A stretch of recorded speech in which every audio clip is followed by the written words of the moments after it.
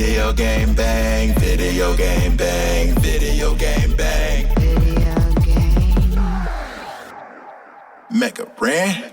Live from the sack, it's the livest. In fact, I'm putting rhymes on this track to put my guys on the map. Cause they giving you the latest on everything on your playlist. This bet the safest, from basements to greatness. Updates, geek news, tech talk, and reviews. They can summarize it so you ain't gotta breeze through. Listen once and you're forever fans. And I'm not saying it because their theme song features Mega Ram. Might think you fly, but ain't nice as my guys. Got eyes on the prize, so like and subscribe. We back in the booth. I think that they gon' eat this up. The ultimate source of all geek media. Other podcasts, they just don't match up. Need proof? You can check the archives and catch up. Stats off the chain, we have rearranged the game. It'll never be the same. Now it's time to feel the bang. Bang! What is up, my pizzas? Cory Vincent here. Video Game Bang is back. Thank you, Mr. Mega Ran, for the theme song every week. You got to give him a shout out because he is now a proud author. Our friend has just put out his first book. It's about chasing your dreams, how he went from nothing to a world-traveling nerdcore hip-hop artist writing songs for WWF walkouts. Like, he's the man. Always keeps himself super busy. So big shout out to Mega Ran for always making us smile with the VGB theme song. And you know, this person always brings a smile to my face. Kyle the winner, what are you doing, man? I'm enjoying the weekend, man. This week flew by. I have two different Twitter pages that I follow that just post stuff every Friday. I have the Ladies and Gentlemen The Weekend, where it's just Daniel Craig introducing The Weekend, but it's like, oh, I love like that. From SNL. I love shit like that. It's so fun. And so like I just got that, and like it just makes me so excited. And I'm now working like Monday to Friday. Like I can feel excited about the weekend like a normal person. Doing podcasts on Fridays is always the preferred day because it's just like Friday, ladies and gentlemen, the weekend. Here we go. We get it. You know, we survived another one. Speaking of surviving another one, Skip, what's going on, man? How you been? Bro, I've been pretty good up until like a few minutes before we had to do this show. My body starts spazzing out on me. But hey, Sacramento Kings right now are 5 wins out of their last 6 games. Let's go. We're 1 game away from being 500. We went on a 3-1 road trip. You see me wearing my Sacktown jersey because I'm feeling so good, so fresh, so fly right now. On top of that, if we bring it all the way back to video game news, the NBA 2K season is getting ready to start. The NBA 2K Combine is going on right now. And since we're back into the swing of things, Finally, I think we are going to go ahead and get some Kingsguard Gaming, aka the NBA Sacramento Kings NBA 2K gaming squad. Get some of their members on here, get Coach on here, and get the all defensive team, Yusef Scarves, my homie, on here as well. So y'all stay locked for that. Stay tuned for that. I saw those guys walking down Old Sac one day, you know, all dripped out in their Kingsguard stuff, head to toe, and like they commanded the sidewalk. I had to get off and bow before their power. Love those local esports celebrities in Sacramento. And then rounding out our crack crew of VGB talent, she hails from parts unknown, walking in the... We were just talking about wrestling before the show. Sorry, I don't know. The Sacktown Slammer. Lexie. Oh, don't dab, please. We've gone 6 years of this show without a dab, and you just ruined it. Grab the VOD. Someone reset the counter. Lexie, how you been? Wait.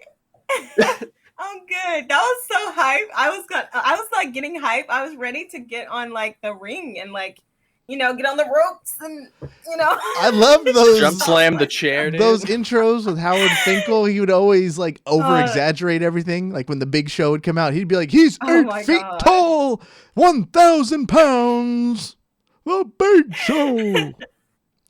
Oh Lexie, what you been up to, man? My favorite is the Undertaker. Oh, the GOAT. That's a good one. Yeah. Oh my god.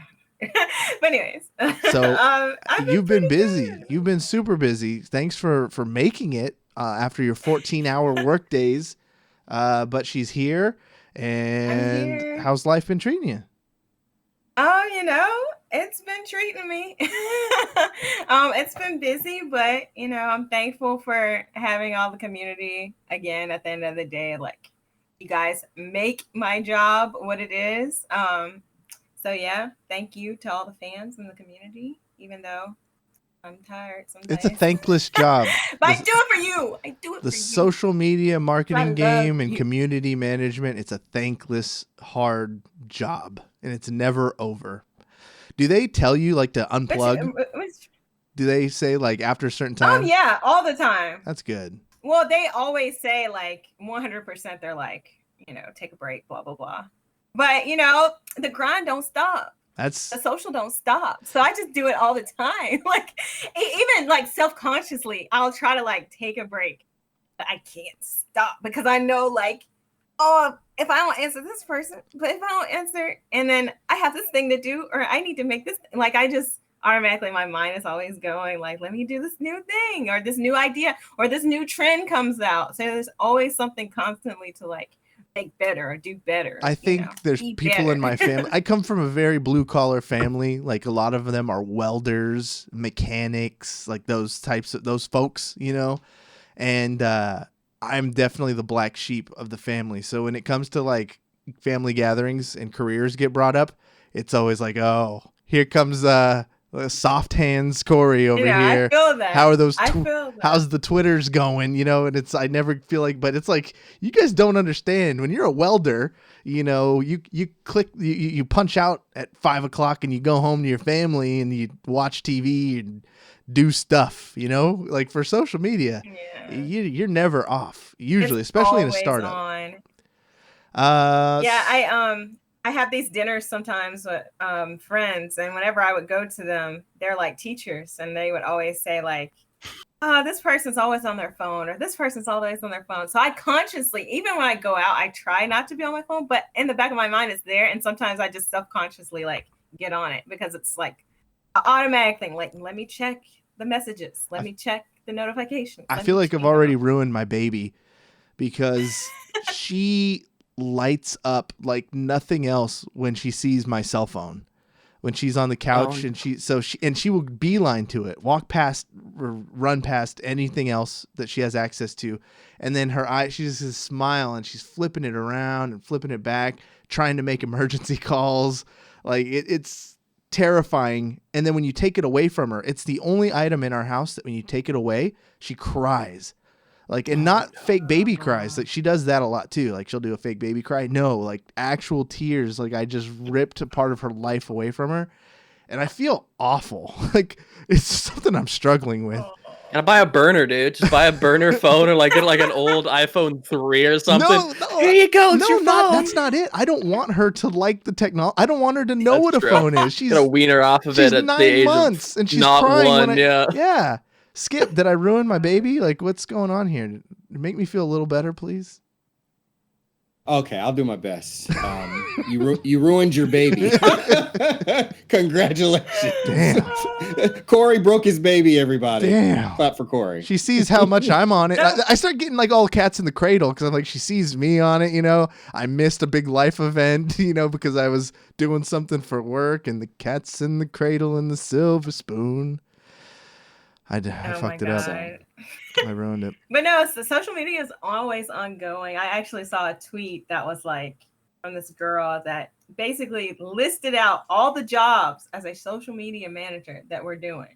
So she was like, we do paid social, we do analytics, we do like the back end content creating. We might even make some graphic design stuff sometimes, video editing. We're doing all these jobs into one. And she just kind of listed it out like, this isn't just one job. It's not just one person. Like, it shouldn't be for just one person. It should be like for multiple people, because if you are doing it by yourself, which most people are, and there's usually just one person in different departments, like they think like, oh, you have to do it all.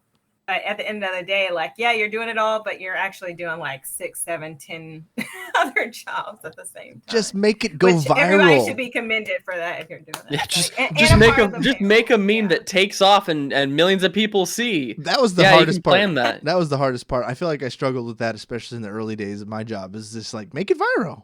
You know, come on. What's wrong, Corey? Why isn't it viral? Make it viral, forehead. No. And I think everybody thinks it's so easy to make it viral. It's not. It's not as like everybody's like, oh, you can do that. Just make like something funny, make something cool, make something serious, whatever. Just be hilarious. Make it viral Really all easy. the time. Exactly, Yeah. but it's not that easy. Like it has to pick up. Like it has to be so interesting that like it spreads like wildfire. Like it's not like, oh, haha, that's funny, because it could be emotional. It could be serious. You never know. So. I take a little bit of issue with some of that, though. I notice a lot of grandstanding on social media from social media managers about how difficult life is and how they have to do so many jobs and how, you know, this, that, and the other thing. And, you know, to their credit, yeah. But this is tough. It's a tough industry. A lot of people want to be where you're at, especially in video games and in esports. Yep.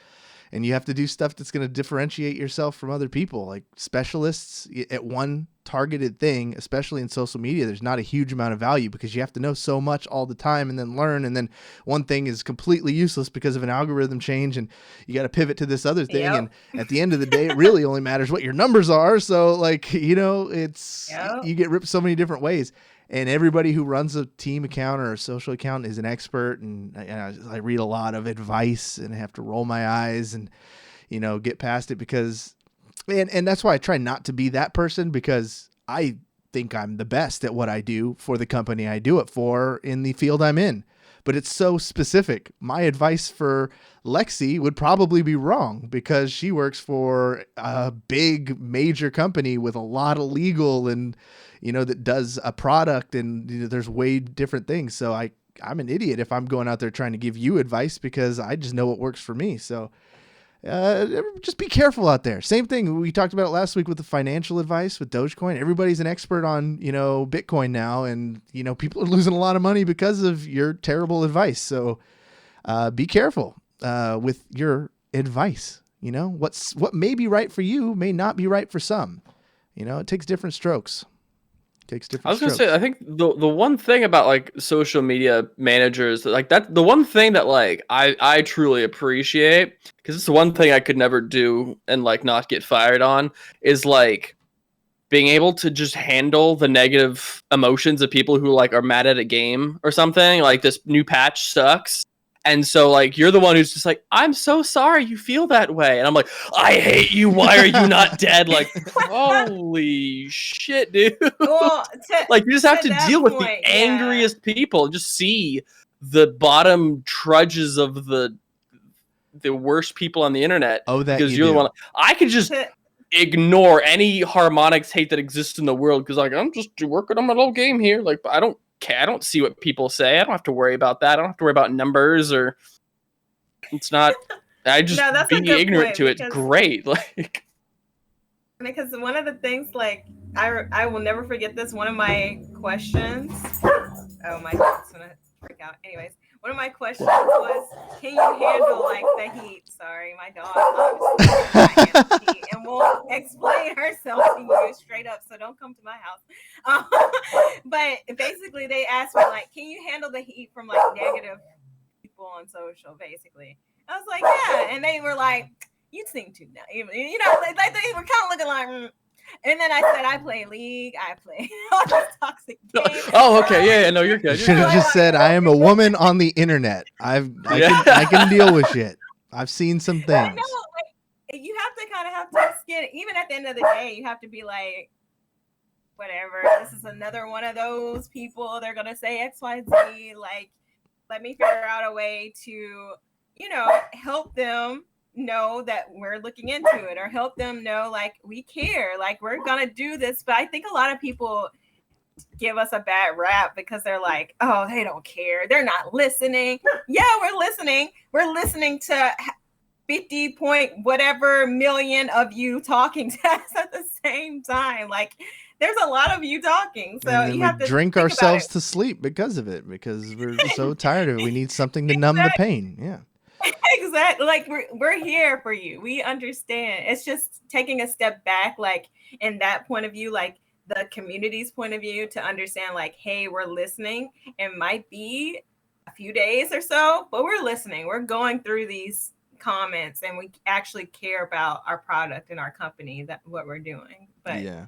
just give us a break. Don't think like, oh, they don't listen to us, or they're not gonna get back to us. So. We can move on to the news, and this isn't really news as much as just something we've all been really, really, really enjoying and would like to talk about, and that is the Disney Plus original series called WandaVision, which is, of course, Marvel's foray into television, like a series. Its first big one, starring the Scarlet Witch and the Vision, and we've been talking about it pre-show, during the show, post-show.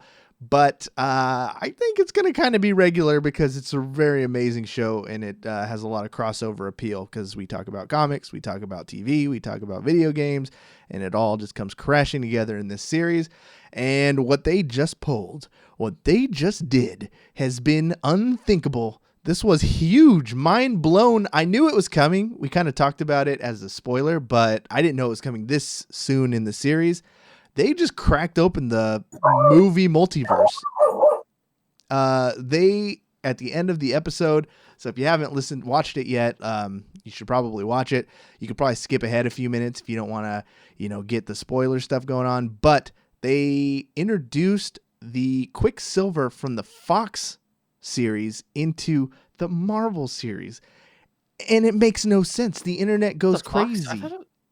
Was he from? I didn't know he was from. I thought it was the guy from First Class, or am I just tripping? Yeah, he was. Yeah, that's Fox. Was the guy from First Class, I thought too.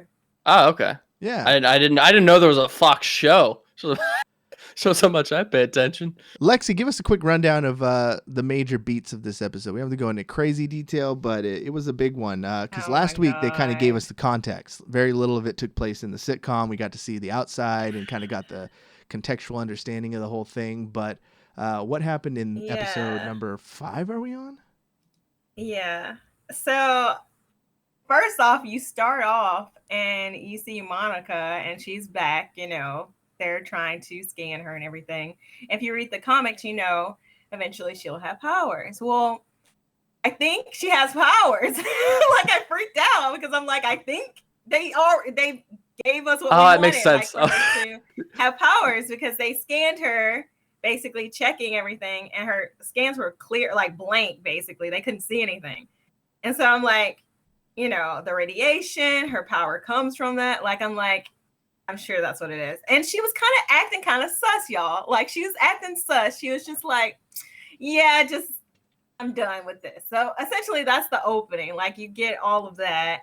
And then you get into the show, and it's, of course, like this whole...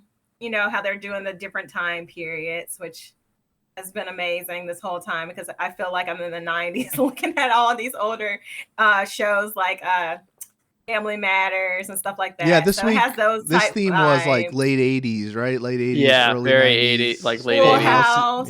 Yeah, definitely. So, like, you get into that because, Wanda's showing off her show to us. And automatically, right off the bat, you see like these discrepancies in her show. And you're like, what's going on? Like, as the audience, you're like, what's going on? And then I forgot the lady's name. Agnes, right? Yeah. So I heard Agnes actually says something. And she's just like, do you want me to do it over? Like, And you're like, whoa. So, theory, she is like the witch.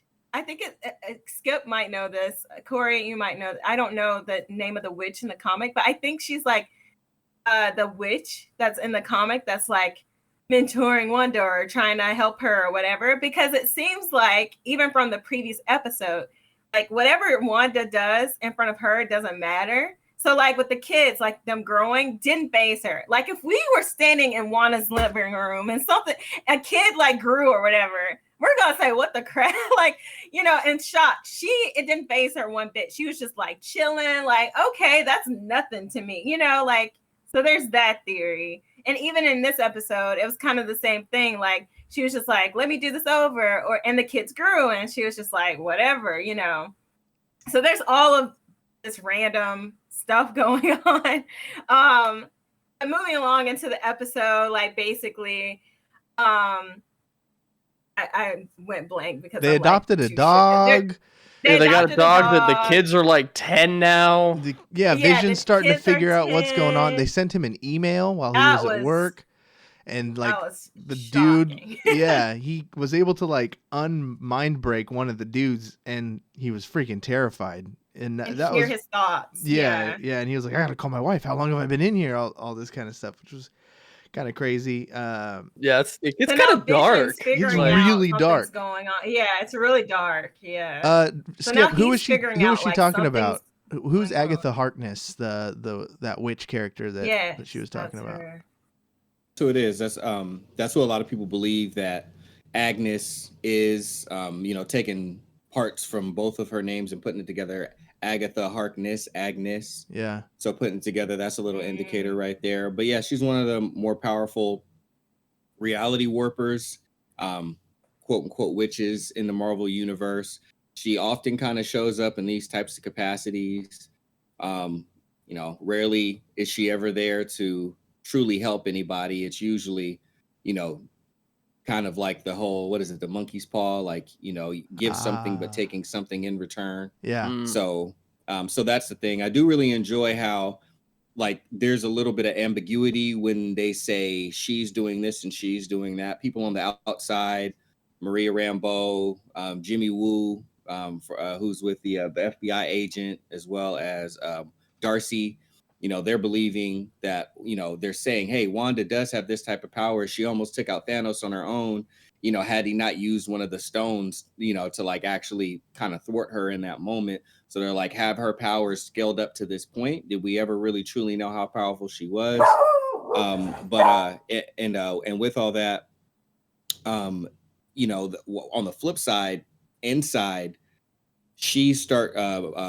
Wanda is starting to say, like, oh, well, she does this and she's doing that. So I like how there's some ambiguity on who's actually pulling the strings. We know Wanda's abilities, but Wanda started to talk about, like, oh, well, do you think it's me controlling all of the families out there? Do you think it's me doing all that? As her and Vision were talking about the conflict. So I like how there's ambiguity, kind of leaning towards the fact, that she's not the only one doing it alone, and obviously leaning towards Agnes, might be her accomplice and even the instigator to all of this. I think even like the trust issue, like how you said at the end, like when he showed up, like I feel like when that happened, Vision was like, I don't trust you now, especially, but she literally looked shook. Like she was like, how are you here? Because I feel like if she wanted to bring back, are we spoiling? I guess so. If she wanted to bring him back, she could have, because she obviously brought Vision back somehow. But I feel like she literally was shook, like, and Vision doesn't get it yet because he's like, I don't trust you right now because of everything that's going on. So, and I also still think Mephisto is still in this. I feel like there's an underlaying, like, okay, there's the Agatha thing going on because of what the comic books did, like with her sons and stuff. But I also feel like, I think he's still in this because, like, if you notice, like, for the first time we see her step out of like her own little world, and it didn't seem like Wanda. Like she still had her in-game like outfit on.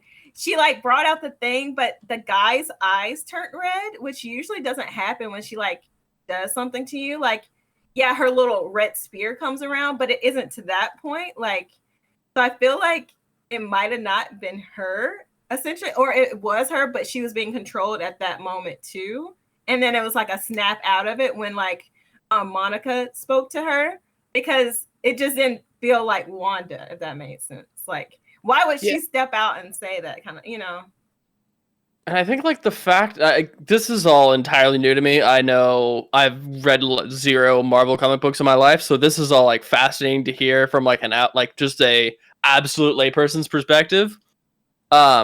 But it does kind of make sense that like the fact that that person was brought in and she was kind of surprised by it, but also believed it, makes it think that maybe she is also not the puppet master in this, which I think that like that's my favorite part about this is that like it's starting to get to a like there's a world beyond what you know, and like there's a deeper thing here. Like I do love shows like that where there's always like a deeper thing. There's always some I like shadow corporation controlling whatever, and so I think that is an interesting take. There's a YouTube series I watch after every episode. Heavy spoilers, give him shout outs last week as well. And one of the theories that he popped up with, it just is too great not to be a coincidence, is that you could kind of tell something's not right with the sword guy, Tyler Hayward.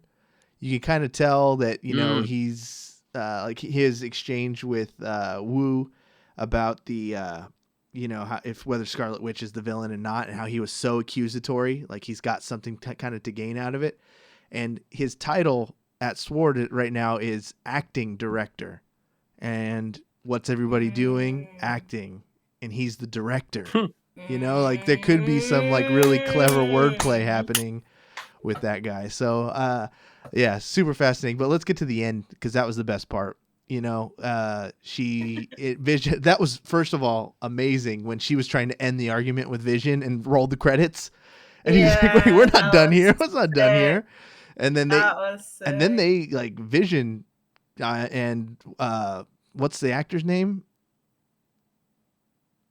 Well, the Vision's Paul Bettany. Paul Bettany put on like such a believable, amazing performance there at the end, where he was like, "I'm scared," because I was thinking like, damn, he's a machine, and he's got these feelings, these emotions and stuff, and they were getting really raw, and accusing her of being the puppet master. And like you guys said, she's like, "I don't think I'm controlling everything." And then the doorbell rings, and then she's like, "I'm not controlling that. Like, I have no idea who's going to be at the door." And they built it up so perfectly. Suspense, door opens, they switch to the reverse angle to see her reaction, then go back. I'm like, am I supposed to know whose hair that is? Like, is that like Michael Douglas from Ant-Man? Like, I don't know. Corey, before you do. Yeah. Before you go, Corey, I do want to say something. I'm going to ask Kyle. So Kyle, have you seen all of the Marvel movies? Yes, I've seen every single one of them. I don't remember what have happened in Captain Marvel. So like when they like reference that, I'm like, why does she not like? I don't remember. I was like, I zoned that one out. Okay. Do you remember the second Avengers, Age of Ultron? That's when Vision got introduced and another character got introduced in there. Okay. Do you remember what Pietro, Quicksilver, her brother? Do you remember what he looks like? Yeah, but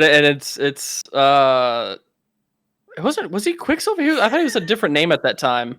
Or like he didn't. He was Quicksilver back then, but he went by his real name, which was Pietro. Right. He Quicksilver is known. Well, I know. Yeah, I know he had the silver hair. I think that threw me for a loop, because I didn't think it would be the guy from the X-Men movie. That was weird. Well, and you weren't supposed to, because Aaron Taylor Johnson was who played Pietro there, and a lot of us have seen that viral video where it's Aaron Taylor Johnson and Elizabeth Olsen sitting up there, and her talking about.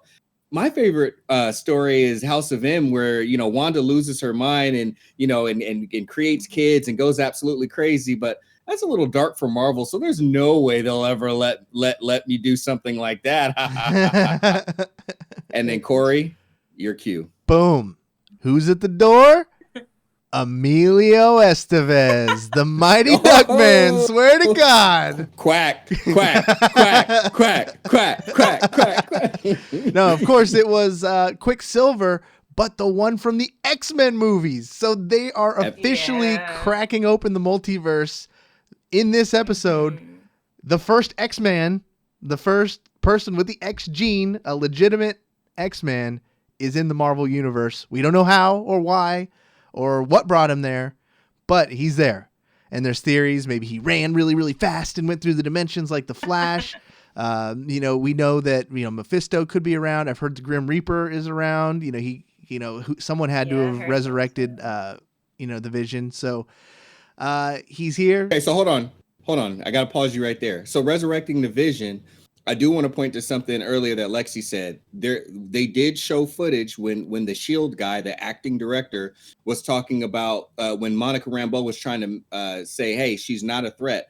If she wanted to kill me, she would have killed me. When she yeeted me out of Westview, like I could have died. but she protected me and allowed me to live, and I'm able to be here. And he said, yeah, but she also, I finally got permission to show you all this footage, and it was footage of Wanda breaking into the sword facility and stealing Vision's body. So there was that part. The other part let me get one more in. Because this one's for you. So the red eyes thing, if you remember, it's not inconsistent for her to be like this. When we got introduced to Wanda and Pietro, remember Baron von Strucker gave them their powers based off of the Mind Stone. There's nothing more scary than a miracle. Y'all remember that? Mm-hmm. They were villains. And her initial powers that she leaned on was telekinesis as well as telepathy.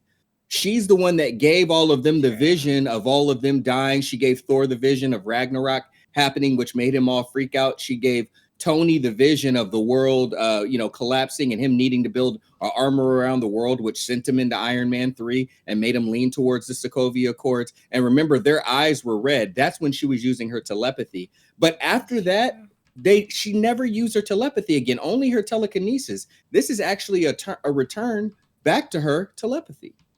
All right, what were you going to say, Lexie? Sure. No, like to that same scene. So I saw like this rumor also going around for that same scene that apparently it might have not been her stealing the body. So somebody twisted it and was like, what if it was like whoever's controlling her, blah, blah, blah, stealing the body? Or they said, what if it was her, but she was taking it from the facility because they were actually the ones, which somebody brought in chat up the point that it was Hydra. They were actually the ones trying to do experiments on his body. And she was the one trying to respect his wishes. Yep. And it was Hydra that was doing it. And so that's why she took the body. And now she's making her own world with it because they were doing. That's the blank spot. That's the information we need. Which is still wrong because you brought someone back against their will. So taking to the body to protect it is one thing. Reviving someone from the dead is a whole other thing. One last point I want to make, because one of my favorite characters in the Marvel universe, and I'm glad that they're putting a little more spotlight on her, Monica Rambeau. What's really interesting is, of course, we had that scene where they were talking about like she's actually shaping matter, because when I got again yeeted out of there, I kept the clothes that I had, but those aren't the clothes that I went in with. So she is actually changing matter. And then as they were kind of cycling through some of the theories, she was like, I was really protected when I came out of here. I wonder if, and she pulled out FBI agent Jimmy Woo's pistol and shot at her clothes and came to find out that they were indestructible. And she said, I went in with the bulletproof vest. I wonder if some of that percentage she kind of wove into it. And not only that, when she was in there and she had the afro, and now that her clothes are being indestructible, and they kind of reference her being Photon, when she first got introduced as Captain Marvel after the original Captain Marvel passed away, that afro-like hair is the type of hair that she had. I was going to try to pull out one of the comics and show y'all. So even her costume and her hair, what it was like at that time, is a reference to her being Captain Marvel. So that's why there were some of those. And this is going to start to explain, I believe, how she actually got her powers to be Photon, aka Spectrum, aka Captain Marvel. So she was the girl, like the little girl in Captain Marvel, right? Yeah. Okay. Yeah. And then like her mom was friend. What happened with that? Because I like removed that movie from my mind mostly. What happened to where she's like, when they were talking about Captain Marvel, she was like, didn't want to talk about it.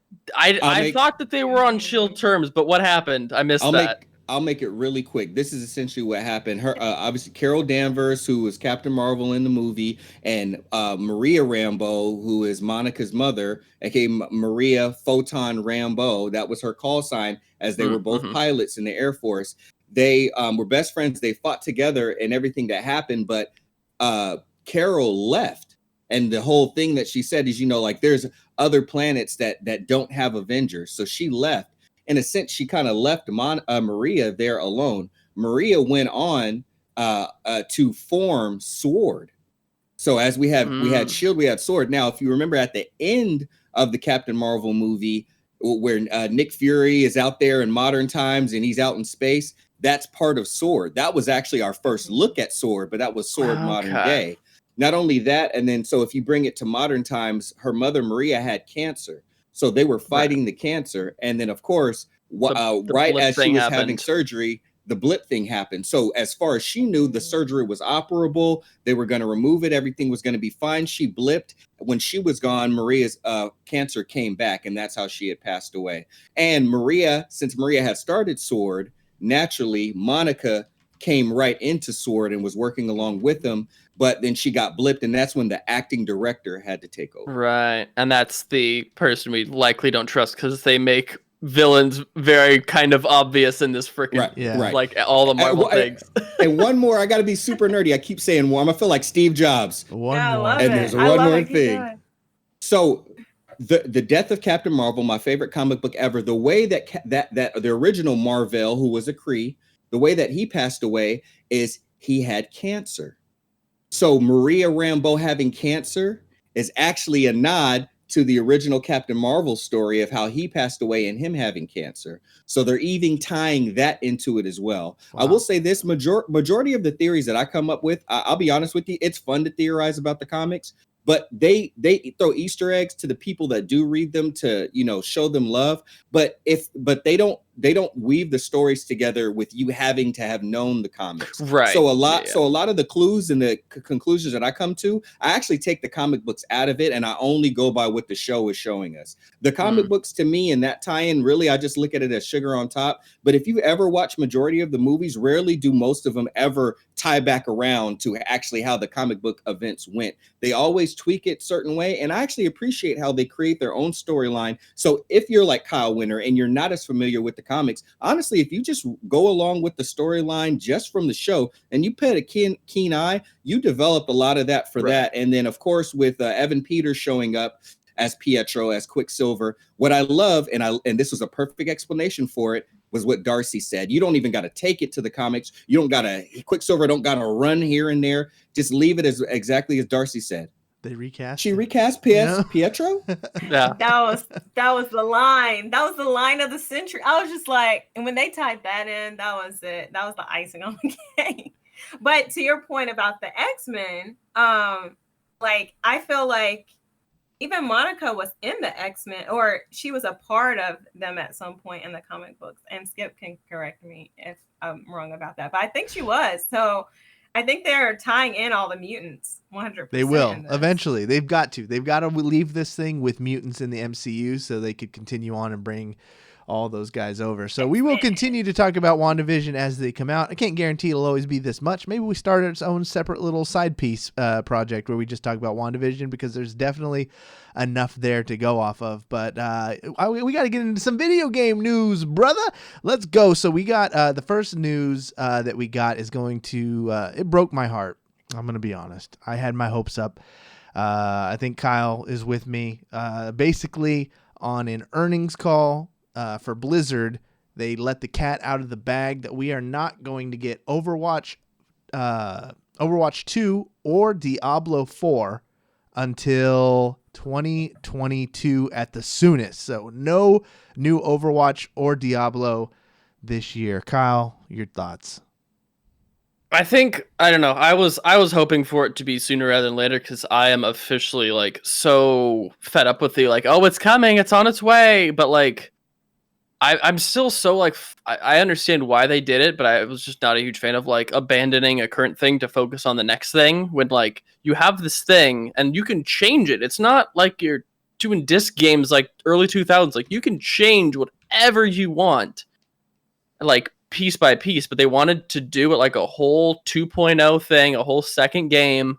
And I get that, but like the fact that we're 2 years at least likely before a new map and almost 2 years for a new hero with nothing to do in Overwatch besides like a new deathmatch map, which like that's great for people who play deathmatch. I've never played deathmatch in my life besides like once for a community game. Cafe. Neat. I don't care. But like I think that it's really and I can understand why the devs are like this, because they are seeing and going through internal playtests and like, oh my god, this is so freaking fun. Like, cool, we don't know that, dude. Like, we are just still here. Like, you guys are doing the cool thing. We're stuck on the old thing. And I think that my fear is that they're looking so much towards the future that they're forgetting about the present. And that there are people who are like, okay, I'm not going to play Overwatch anymore. There's nothing new. There's no reason. Like, I feel less inclined to watch Overwatch League games now because there's not going to be anything. There's no new heroes going to be introduced at all. Like, they have confirmed, unless they are going to go back on what they say, which I kind of hope they do, there's going to be no new heroes for Overwatch. No, the base game or anything like that. Like, Overwatch League is going to be relatively similar as last season with like a patch change here and there. The meta is going to be similar. It just doesn't like compel me as much as if they have new stuff every year, and so it might hurt the player base. Dig, if you will, a picture, because we know that the timeline for 2022 I don't think was always the plan, right? I think maybe COVID, maybe some stuff they didn't foresee, wanting to get it just right. I really believe that this was supposed to be a 2021 game. Which was the case. I believe it, yeah. If that's the case, we did go 9 months without a hero. We got Echo, nothing really of substance since then. But I hope, and because what you said is right, they can rewrite the rules. They can do whatever they want, So there's nothing stopping them from saying, next week, okay, we understand. We're sorry. We're not as happy about it too, but every 2 months we're going to give you a new hero. Like, don't get your hopes up. It's going to be that awesome, but it could be something like that. They could change the rules and drop a hero, a couple hero drops before the thing. They can announce beta, before the end of the year. They just said the game won't come out. Maybe there will be a closed beta period and there will be little things to keep us engaged and interested until then. I just cannot wait till next week. I will be I'm holding my reservations. I don't want to get mad yet, but I don't want to get my hopes up. But next week at BlizzConline, I really, really hope they get this right. I hope that they nail the messaging. I hope there's new in-game stuff, features, show us a few characters, and tell us, by the way, go to your computer. Boom. Some new dude. Yeah. Like, they could do it. I think that, like, baseline, they could just like, okay, well, look at all these great new heroes for Overwatch 2 and all this cool new map. Like, aren't you guys excited about this? Like, yes, but also, I don't care about a thing that's 10 months at least away right now. Like, in the middle of the pandemic, like, time is irrelevant at this point. It is a month is a year at this point. Really? Because when I read the tweet saying Echo was 9 months ago, I slapped myself. I was like, holy shit. Like, you mean like 2015? Maybe. Like, she feels like she's been out for 10 minutes, let alone 9 months. Like, time is a vacuum. Yeah. But, like, I don't know. I think I'm not, like, too freaking out about the Diablo thing. Like, I know people are, like, really, really excited about Diablo, and I think that would be cool. But, like, that's not something that is, I think, as integral to like the IP's success to continue that. Like, they need to do new stuff with. I don't know what they're doing with the team for Diablo, if they're like doing new stuff too much, but like, I don't think it's as live as Overwatch is. Yeah. And so I don't know. I think I mean, maybe because I'm not like a WoW person, maybe like this is kind of the way that I've heard that they kind of do WoW things. Like, okay, you get the big update every 2 years or whatever, the new expansion, and like they do some balance patches beyond that. But like for 2 years, you're just waiting. Like, if you've gone through all the dungeons and stuff, if you've gone through all the raids, like you're kind of just chilling. And so I think that like maybe they're like, oh, we do it all the time with that. People, no new content for 2 years. People will deal with it. I'm like, no, dude, like Valorant is putting out a new hero every 2 months, a new map every like 3 to 4 months. Like, they're cranking stuff out. Same with Apex Legends. Same with Fortnite. Like, they're just constantly putting new stuff in. And just because it has worked for you in the past doesn't mean it's going to work in the new landscape of live service multiplayer games. These game developers are like abusive relationships people. They treat you so bad, but then when they give you that one little good moment, you hold on. Oh my God. So I think, Oh my God. I think in this next week, like we're pretty mad, we're pretty shocked, we're sad, but they're going to give us one cinematic. They're going to give us a 10.5-minute Zenyatta backstory video that's gonna just make it all better. Like I swear. Is there not like an anniversary coming up for the game, or is there There not? is. But like something every big time they coming do up? it, it's the No, exact I feel like they might be waiting. Well, they haven't done. They've done new skins. They've done that is the consistent thing they've done. Is every new event they'll do new skins, but like all the PvE game modes, like the Junkenstein's Revenge that they did, or the archive stuff, like it's always been the exact same thing every year for the last like 2 years, basically, because we know they're working. Like I would imagine they have a skeleton crew, like maybe 10 people. Honestly, 10 people. Like still working regular Overwatch while everyone else. Yeah, is on it. I think you have like 10 to 15 people working Overwatch 1, including like the workshop. There's one guy who does all of the workshop stuff, and he started as like I want to do this cool idea thing, and probably worked late nights and weekends doing it. Like, but like you've got probably 200 plus people working on Overwatch 2. That's just a number I made up. I don't know what the team size is, but like I understand like less than 10% of Team 4 is working on Overwatch 1, and so like if this big announcement at BlizzCon Online is not of anything that's going to happen in this year, it's hot air to me. Like I'm excited for Overwatch 2. I think it's going to be cool, but like if you don't give me anything that's like in this year for the base game, I'm an unhappy camper. I I hope was about to say, don't you think like some games like are dead after a while, especially if they're working on Overwatch 2? I'm just thinking from like developer standpoint, like why would they give you more cool stuff right now if the other one's gonna be coming out in the near future? Because I don't think you can guarantee that people will come back. Yeah. For Overwatch 2. Because like for me, I have a huge following. Well, yeah, but like I think if I can only speak on my own personal experience here because I don't have analytics, I don't have any data, I just have my own experiences and the anecdotes of people I know. But like the concept of like I don't play Overwatch for like the PvE stuff too much. I don't really care. And so like that's what the major thing that Overwatch 2 is going to be. It's going to be massive PvE changes. You and your 3 buddies can do these storyline things together and get all into the lore and whatever. I know some people are really into that. But I think that like with nothing interesting or new or different coming in the entire year, I'm not going to watch every single Overwatch League match again. I'll watch some select like top level matches probably. And then all the playoffs and the cups and stuff. Like I'm not going to be as invested because there's like what is going to be majorly different about this year versus last year? Okay, what if they don't give us anything, Kyle, but they give us all the information?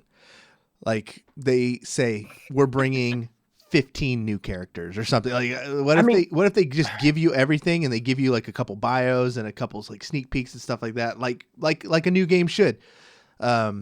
Like they did for Overwatch 1. They give you like a really cool cutscene. They don't really tell you who everybody is, but it's going to be a shitload of people.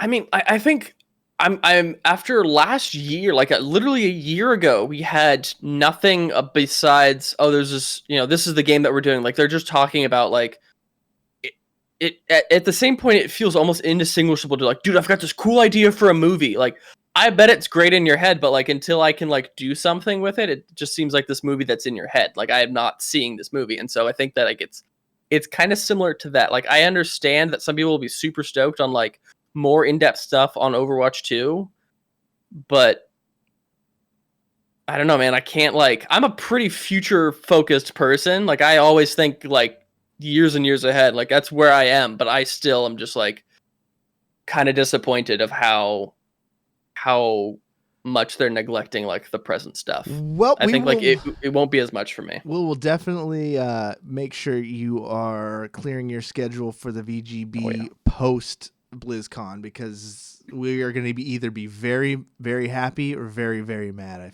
I have a feeling I don't think we're going to be in the middle. I don't think there's going to be anybody indifferent because this is huge. So the next news story I got here is the big Google Stadia pivot of 2021. So basically, Kotaku broke the story. Google Stadia is giving up its plan to build out a robust first-party dev studio for its cloud gaming platform.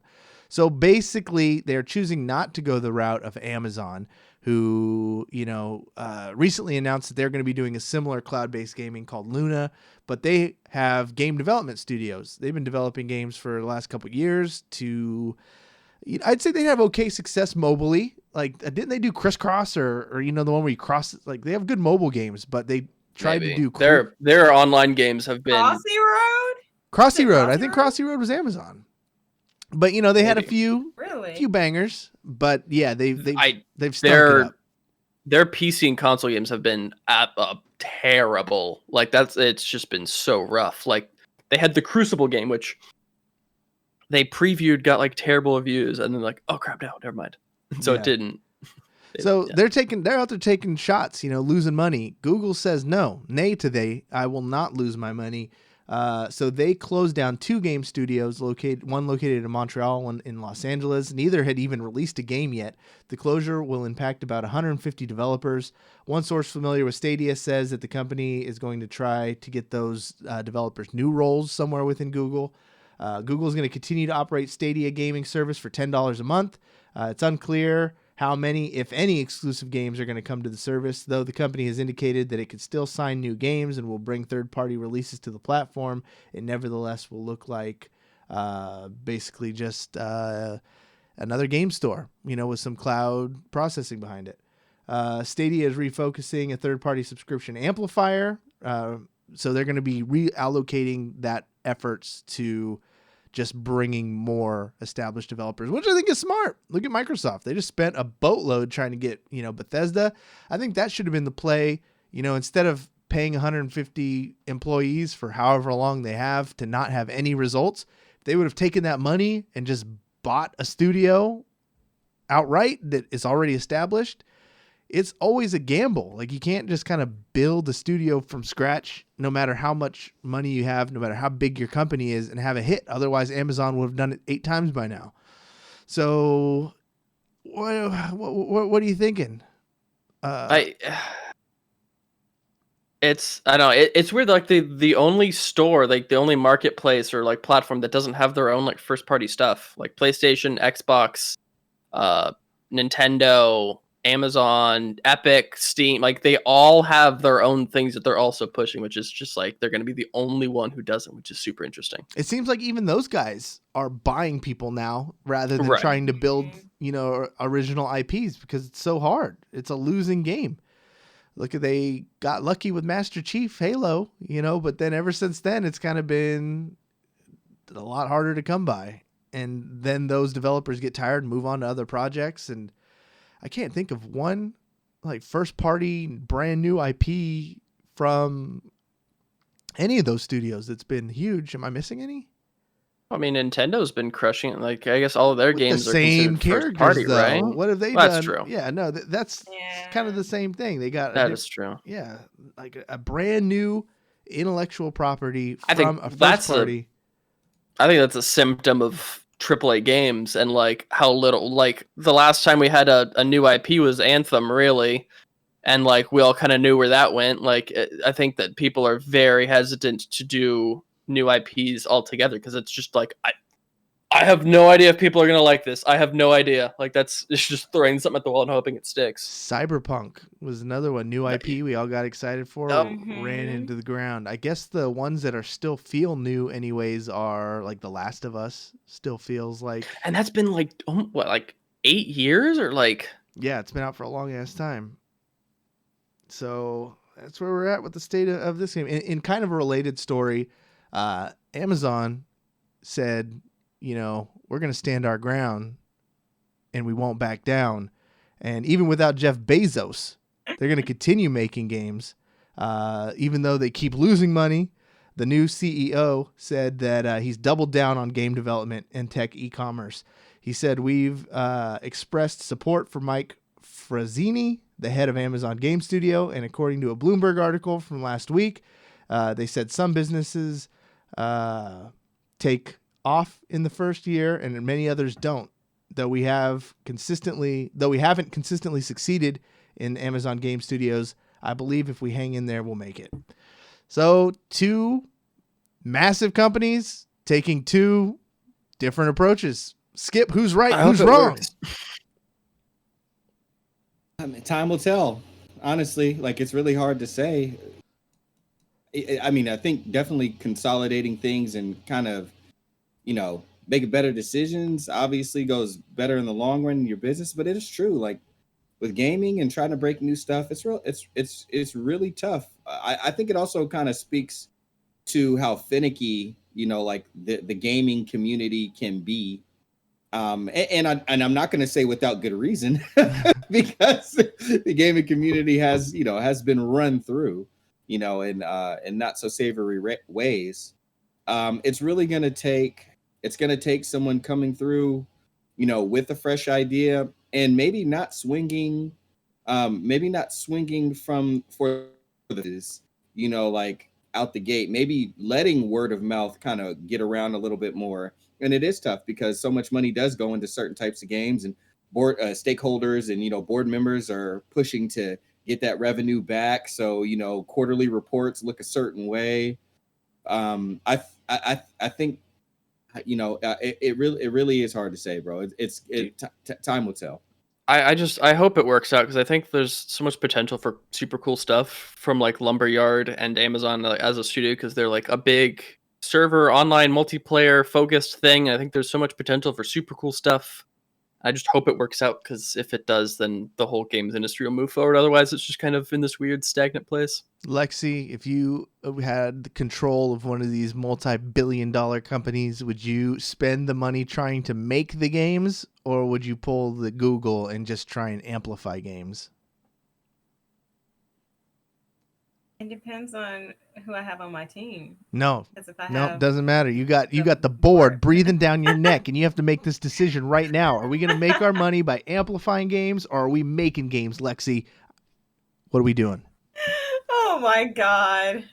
I wouldn't be Google for sure. So I guess that answers your question. I'll probably make my game, because I mean, if I'm passionate about it and I know, like, at the end of the day, this might be something that the community and the fans will like. You miss the shots you don't take, too. I say you go out there and swing for them fences. Make the new fork knife game. The last news story I got here, it's I don't know anything about it because I don't surf the web on these particular styles of websites as Kyle, so I just put Mass Effect but controversy parentheses Kyle, because he spends all his time on butt websites. It's apparently wild that you didn't know, because I just discovered this via the Twitter trends. I just thought it was trending in the US. So that's like, what we're calling they it tailor nowadays, those to your preferences. So a lot of times I have it set to not, a lot of times when you go to your, it'll like, because for me trending will be like father stuff. For you, it's like just clearly butt and yeah. Well, not because I like Googled the Mass Effect re-release and like what all they're doing and all the graphic updates, but no, it's you don't need to defend yourself here, Kyle. Just tell us about the butt stuff. All right, you know about butt stuff. Tell us about butt stuff. Give us what we want, Kyle. Give us what we want. The people want butts. All right, we want butt stuff. So. All right, I gotta focus up here. Shit. Anytime there's a butt story, go straight to Kyle from now on. All right, Kyle, our resident butt expert. Oh my God, please. So Mass Effect is doing a re-release, remastering of all their first 3 games. Cool UI updates, fixing gun balances, or fixing little stuff. And I guess the devs also took it upon themselves to like clean up some kind of more, I guess, in there as a little cringy, like, we really leaned in on the butts in this particular like shot here. Like it's just like 3/4 Miranda's ass, and then also 1/4 the guy she's talking to, and like the deep ass background. They're like, maybe we should switch that up, because like I feel weird about it or whatever. And so I don't know how they know that that's a thing that they're doing. Like who figured this out first? But like there are people who are like, I refuse to purchase. You're not getting my $60 for this game. You moved my butt shut. I'm not playing it. Like, is that the hill you're gonna die on, bro? Like one butt shot removed, and you're just like, fuck it. You're not getting any of my money. I This just is find my that thing. absolutely hilarious. Okay, so they have the bud thing, but are they gonna change? Are they gonna fix the endings? That's my question. That's the a- $1,000,000 That's a question. major change. This That's whole my thing is a question. misdirect. Because this is the thing. This is the thing. This game could actually, like, I mean, everybody loves Mass Effect anyway, but this could be the game changer if they would actually fix That would, yes. the endings. Because that was Like, the only downside to the you're gonna get whole series. You're gonna get the older fans and everybody who's already a fan and the newer fans buying this game because you fixed your different endings. that Right. you can, you know. And like that is a that's definitive game changer. agreement amongst the entire fan base. Like there's not like it's not like a divisive 50-50 split. I liked the ending to Mass Effect 3. I hated it. Like no, everyone hated it. Like maybe like there's like one guy who's like Butters from South Park. I thought it was pretty good. But like everybody hated it. loved the game. It was just Right. the ending, right? So if they change that, that's a game changer. Like the I hope they have the time we can, for it. We can tweak that. We can put some pictures up there for you to play the game. Change the ending. That's where you got. I think that I think if you have the time to change some butt shots, you have the time for a little rewrite, unless like you can't find the VAs anymore or something. Like that would be nice. I got to read one of these tweets because it's so funny. To the devs doing Mass Effect Legendary Edition, if this is your stance on the game and you're going to tone it down despite it's M-rated, you can't be trusted. The other elements won't be toned down. You take for petty reasons. You have failed this game. Stop it. Another one. One more from a very, very angry person. Just like that, I save my money from not buying this remaster. I stick to my original copies. These people are so scared of female asses in video games. BioWare is a dead team due to EA ruining them. Anthem, and now this? He's got a point. He's got a point. Who they trying to go to? Freaking go to play DOA so you can see boobs? Like what? What are you talking about? Hey, Emma confused. Skies loves DOA and loves boobs. Okay, I just want to remind I do the too. video I game love bang. DOA too. That's what I'm saying. Like I love DOA too. I get down with that. But what y'all trying to say? Like. I don't know. Why did they do this? Why do you think? I would love to know that, like, if it's just a like we're trying to be more respectful, and like maybe that's that. You know, I guess that's it's a hard thing to know. Like, are you definitively doing this to like? Is this a feminist act? Like, I don't know if you can just outright for sure say yes or no. I don't know. It's not my place for that. But I think like I would love to know the reasoning if it's like a. Go ahead. All they have to say is the ending. If they say I'm fixing the ending, I'll be like, okay, that's why you're not doing the butt. I mean, that's why y'all are also tweaking the butts a little bit. Y'all are fixing the ending more so. Like Mass Effect. Just give me the straight answer. More like ass effect. Boom, and we're out. All right, so that ends our news stories for the week. But before we go, we got to go to my favorite segment, Curtis's Comic Book Corner. What is good this week, Curtis? I scream. You scream. We all scream for ice cream. Ice cream, Mr. Ice Cream, man. One of my new favorite authors, and I'm a little bit late to the train, but you know, better late than never. Never late is better. You know, of course, the great modern day philosopher Aubrey Drake Graham said that. This book by W. Maxwell Prince, called, and that is who the writer is, called Ice Cream Man. It is a horror comic, psychological. I'm going to say psychological killer because it does more than thrill you with what this book brings to the table. Now, to kind of wet Cory's whistle, I went ahead and got him on issue number 1. We're not going to talk about issue number 1 a lot, but Cory, can you just kind of brief the VGB people on what your response was to after reading issue number 1? Because I felt like out of everybody that I've shown this book that didn't already know about it, you actually got it more than anyone else.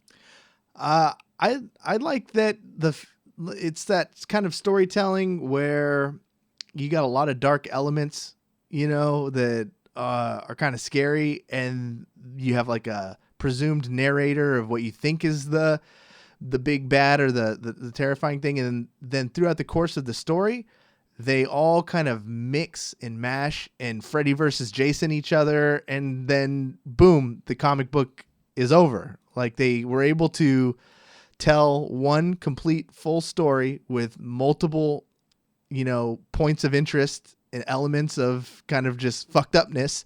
And then by the end of the story, had them all kind of cross paths, explode, and then boom, you learned your lesson. And there was a moral. Like, you actually kind of learn a moral lesson at the end of it.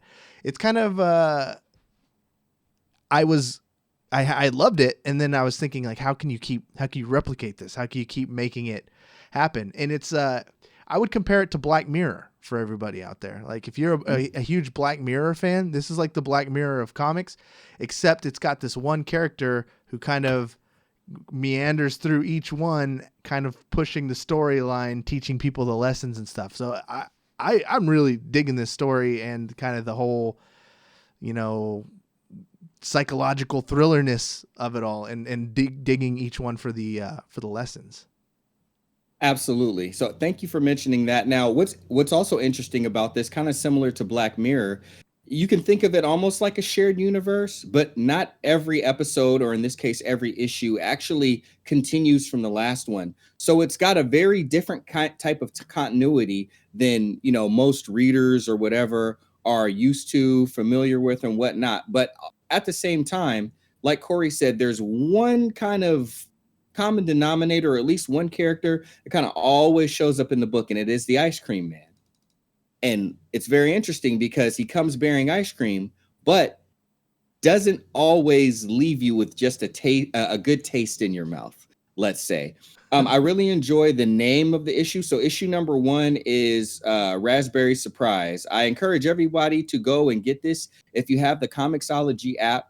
Especially if you have Amazon, then this issue, the first issue, is free. So you can get it and read it. All the subsequent issues are $1.99 until you get to the most current issue.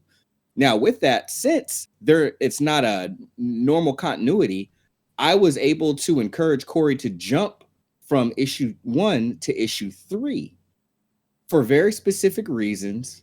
Especially because there's a something in issue number 3 that actually ties to a Video Game Bang episode from around 2019, especially for all you long and loyal listeners who's been rocking with us for a while. Now, I'm going to leave it up to Cory, because you see, if you're watching this live on twitch.tv/videogame_bang, you see that Cory Vincent's mouth is agape right now. with a twinkle of wonder in his eye. Cory, I'm going to let you let it out before I get to what I'm going to get to. I'm really racking my brain about the episodes are a blur, man. I've been doing this for 7-8 years. The podcasts come and they go. I know we've had a lot of music themes in our episodes. I know we've had a lot of Prince conversations, but I didn't notice any Prince drops in this one. I know I'm a huge Bowie guy, and there was a load of Bowie in this, and it was about a one-hit wonder. And I know we've gone down that rabbit hole of chasing down our favorite one-hit wonders. Remind me, what was the episode that you're thinking of specifically? Okay, well, before I do, I'll say I won't jump to the issue. Let's kind of go through the story just a tad bit, and then we'll let everybody out of here with a good taste in their mouth. The name of this issue in particular is called Good Old Fashioned Vanilla. And I think it's it's kind of self-explanatory if you read the story why. But again, we come to find this rock band. It's taken back to the days of when rock was, in its infancy. We see actually their names are the Rockets. We got a guy up there singing his song. We got a crowd out there in front of him. We see that there's people in the stands. We see that there's a DJ talking about the brand new hit from Bud Hicks and his Rockets. People in the cars are listening to it on the radio, turning it up. People outside are grooving to it and this is jamming to it. Like in the 50s too. So it's like very Elvis rock. We're going to rock around the clock. It's basically a rip off of that. It's like, I'm a rock in the morning, rock in the afternoon, rock in the evening. So it's like rockabilly, that vibe. Absolutely. Now, along with that, we kind of come out of it and then we go over to a guy who is in the current time, it does say now, and he's holding a Bud Hicks record, got the vinyl record case. Bud Hickey and his Rockets rock all the time. And you see, actually, it's some kids at a table holding it, and they're looking at it, and they're kind of talking, and they're like, "Hey, that guy over there, is he Bud Hickey?" And it's like, "Yeah, that is him." I hear that he's kind of like a kook now, like he kind of is a recluse, laid up in his house, and he only had that hit that one time. And as they're kind of talking amongst themselves and kind of giving the reader really a little backstory on what Bud's history has been since his one hit, we come over and we see that the ice cream man has just come into the diner, and of course says exactly what I said. I scream, you scream, we all scream. He interacts with Bud. Good afternoon, Mr. Hickey. And then offers it, and then Mr. Hickey, he's always asking everybody, "Have you heard this song? Do you know who the father of rock and roll is?" And he after talking to the ice cream man and going off on his rant about how he was before Elvis and all this other stuff, and he kind of like has a breakout, like a breakdown in front of the guy. The ice cream man sees that he's a little bent out of shape and offers him a scoop of good old-fashioned vanilla.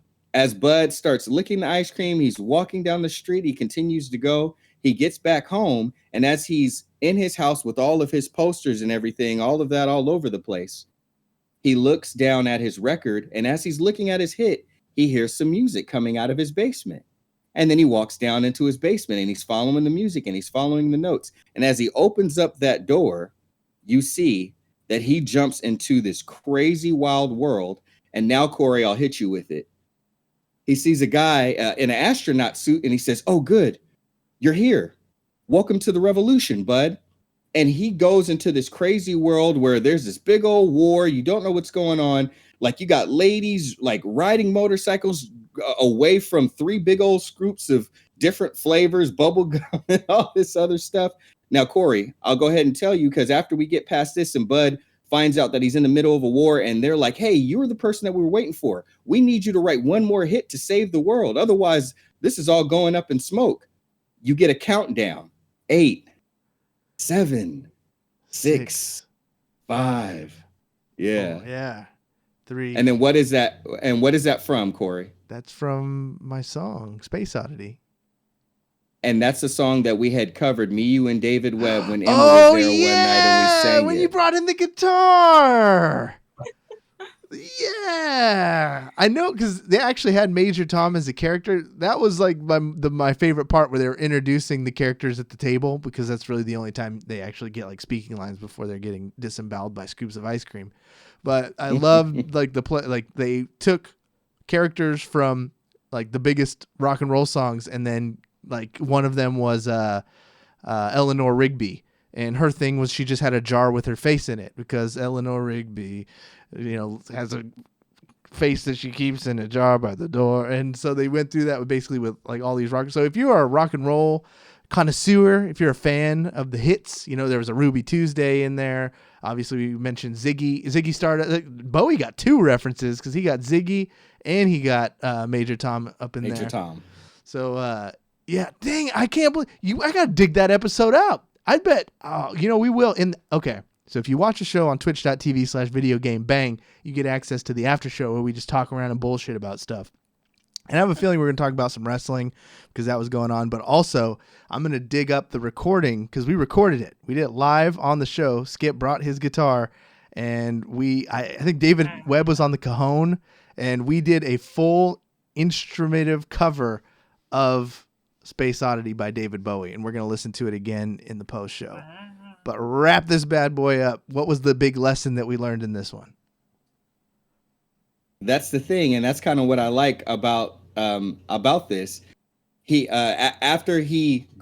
they're asking him, and thank you for picking it up, because that's exactly where I wanted you to pick it up. I wanted you to talk about all your Bowie characters and the Beatles, but everything's going down, everybody's dying, and right as it looks like, and Major Tom is telling them, like, come on, man, you got to quit thinking so hard and just let the music come naturally. And Major Tom takes off the helmet, and it's the ice cream man. Yeah. He's made it into the world. And he says, and play some good old-fashioned rock and roll, because that was one of the lyrics from his one hit. So right as the ice cream cones are coming out, and the ice cream man, his head turns into a monstrous cone. What's the name of his guitar? Because they gave him a weapon, and it was the guitar, and I loved the name. It was the Jimi Hendrix Stratoblaster, with like guns and shit popping out of it. And that's the thing. They were like, all right, when we get into battle, you're going to have to hit us with the shoot. It was like a mix of Tenacious D, you know, like play the greatest song in the world to save humanity. And he had this massive writer's block, and then the ice cream man gives him the inspiration, and he busts out his classic hit. Exactly. And I love how they give him a full big panel, and he's in his power stance, and the song that he decides to sing again wasn't a new song. It was the same old hit. And that right as you see him do that, you look at his feet and you see Bud. And then you go over to the next page, and he's laying on the table. He had fallen asleep eating the ice cream, and he woke up kind of talking about what was in the dream to the only person who kind of really gives him any respect, which is the waiter that kind of works there the most, the gentleman. And he was like, "Did I do it? Did I save the world with a new song?" And the guy says, "New song? How about I fix you another pot, huh? Double the strength this time, another pot of coffee." And it just doesn't happen. He says, and then it says, "You know how it goes. You know how it goes." And he's walking away, and he's walking out sad. And he says, "You know how it goes, don't you?" So it kind of leaves it up to you. And basically it's a cautionary tale. Have faith in yourself and always be reaching for the next thing. Because anytime you rest on your laurels, you might get your hit. You might get your meal ticket, but it might be your only one. Don't let it be your only one. Always coming in with a lesson in these Ice Cream Man books. I was a little disappointed because there was an easy layup. Van Halen had a hit song off of their self-titled album called Ice Cream Man. That's a song that I performed at my middle school Battle of the Bands and won off of the Ice Cream Man. So I always hold Van Halen close to my heart there. Thank you for that one, Skip. Next week, I think we're going to be going back to Firepower. We're going to send some links out to the rest of the crew on VGB so we can get them involved on it stuff, because it's fun, man. Okay. Comic books are awesome. It's a great medium that, you know, people like to say they're into comics, but people aren't really reading them anymore. So let's, you know, inject some money back into that economy. And, you know, it's fun. So that's our show for the week. Thanks, everybody, for listening. Kyle the Winner, man, what you got promoting? Where can people, you know, interact with you, talk about this butt fandom fascination you have? If you want to tweet all about Mass Effect butts. Nah, dude. Just at Kyle the Winner on Twitter. Blackwatch Report's coming back. If you want to talk Tier 2 Overwatch stuff, that's coming back on Sunday. So check that out. Follow me on Twitter for that. I'll be retweeting all that stuff when it comes time. But yeah, that's about it for now. I got lots of stuff I can't talk about, so I'm just like, I don't know, dude. There's cool stuff happening eventually. We can talk about it. I know. It's funny because in the early days of this show, there was nobody on here who had any kind of ties, or there was no secrets. But now we got Lexie holding on to all sorts of 2K secrets. And Kyle the Winner can't tell us about Guitar Hero Legends of Tomorrow. So, damn. You can just tell us who the next band is going to be. Just tell us right now. We all know. The next band? Yeah, remember they did like Guitar Hero Beatles, Guitar Hero Aerosmith. I think it was Rock Band Beatles, and then Guitar Hero Aerosmith and Metallica, Van Halen. Guitar Hero Smash Mouth confirmed. Oh yeah. And it's just All Star. It's just one song. It's just you scroll through the whole thing. It's All Star. Lexie, what's going on in Lexie world? I'm with Kyle, like very secretive. Like, can't really say much, but it's Borderlands Smash Mouth edition. Everybody, come on, don't lie. Y'all already know. No, it's already leaked. But I'll get to say stuff. No, Cory already know. No, I'm kidding. But yeah, I can't really say anything. But follow me on my Twitter. I'm always tweeting away, especially all my WandaVision, like, I don't know, things that I think might happen, are happening, will happen. I'm a huge Marvel nerd, so I'm always tweeting there. So that's Lexie JPR. And I know I haven't really got a chance to stream. It's just been very busy since the beginning of the year. I did stream 3 times, so my goal was to stream like at least once a week. And then it just got really hectic, so hopefully it'll lighten up so I can stream some. I believe. Upcoming. I believe. And that's I believe. Mentee X. I'm a believer. Was that a leak to? That's another Smash Mouth. Was song. that a leak to Borderlands Smash Mouth that's coming out in 2021? Yeah. Oh my god. She said, "I believe." I'm a believer. Mhm. Okay. All right. Okay, She's playing some 4D chess with us. Starting to look like a Marvel podcast here. We're like, oh, well, in this particular line, you can see he alluded to chapter 45 of. She's like, man, it's hot in my room. It's like I'm walking on the sun. Shut up. Skip, how you been, man? So I'm assuming the Sacktown Breakdown is probably fired up about all these Sacramento Kangs wins. Where can people be staying up to date with you and all your extracurricular contents? As of right now, just check me out on Twitter at SCKTWN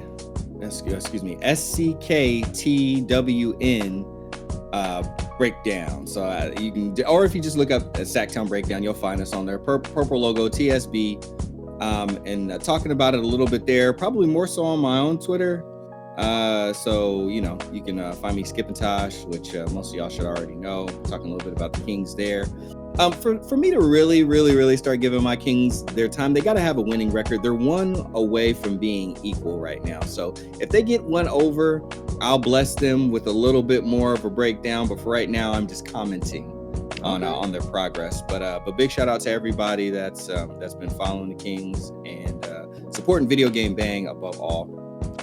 We immensely appreciate y'all coming back week to week and hanging out with us, especially everybody live here on twitch.tv/videogame_bang. And for me, if you really want to support your boy, you can go to sfshockgear.com and get all your San Francisco Shock merchandise. Because that's what I spent. I bought some stuff, bro. It's good. Do it. Kyle, like man of his word, he bought some shot gear. So please do so, man. I've been grinding away at my gig, and I've launched a couple stores.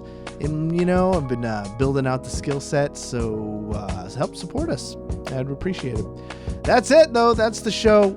Thanks for watching live on Twitch TV or listening via podcastular thing. We're on iTunes, Spotify, Podbean, basically anywhere you can find podcasts. You should be able to find the Video Game Bang. And if we're not there, DM me and I will get us there. Rate us 5 stars if you can, if you feel inclined. That helps us out tremendously. But that's it. Thanks, guys. GG. Well played. Easy. For Kyle the winner, Lexie, Skip, my name is Cory saying you just got banged.